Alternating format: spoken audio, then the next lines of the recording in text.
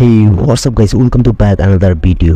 আজকের ঘটনা কি? আজকে তুফান মুভির টাইটেল ট্র্যাকের গান রিভিউ করব। তাহলে চলুন শুরু করা যাক।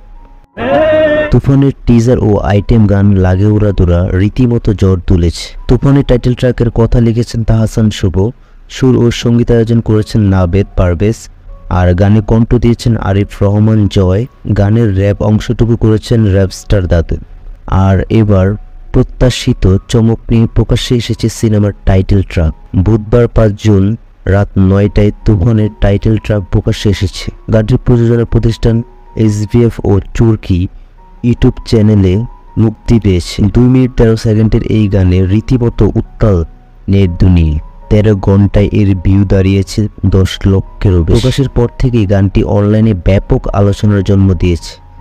দর্শক এবং সমালোচকরা একইভাবে শুধু কণ্ঠ, সুর এবং কম্পোজিশন নয়, শাকিব খানের অন স্ক্রিন উপস্থিতিরও প্রশংসা করেছে। অনেক মন্তব্য হাইলাইট যে এটি শাকিব খানের একটি দিক যা তারা আগে কখনো দেখেনি। একজন ইউটিউব ব্যবহারকারী বলেন, বাংলাদেশে প্রথমবারের মতো পরিচালক রায়হান রাফি শাকিব খানকে যথাযথ ব্যবহার করেছেন বলে মনে হচ্ছে। ছবিটি একটি আন্তর্জাতিক মানের নির্মাণের মতো মনে হচ্ছে।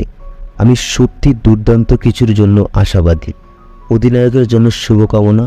জাহাজ, রায়হান রাফি, তুফান এবং শাকিব খানের জন্য শুভকামনা। গানটি একই সাথে নির্মাতা রায়হান রাফি তার সামাজিক যোগাযোগ মাধ্যম ফেসবুক পেজে শেয়ার করে লিখেছেন, এই তুফান অদম্য অপরাজয় প্রবল, এই তুফান আসছে ইতিহাস গড়তে। আপনাদের কাছে এই গানটি কেমন লেগেছে কমেন্টে জানাবেন। যদি আমার ভিডিও ভালো লাগে অবশ্যই লাইক, কমেন্ট, শেয়ার করবেন। নতুন নতুন ভিডিও পাওয়ার জন্য আমার চ্যানেলটা অবশ্যই সাবস্ক্রাইব করবেন।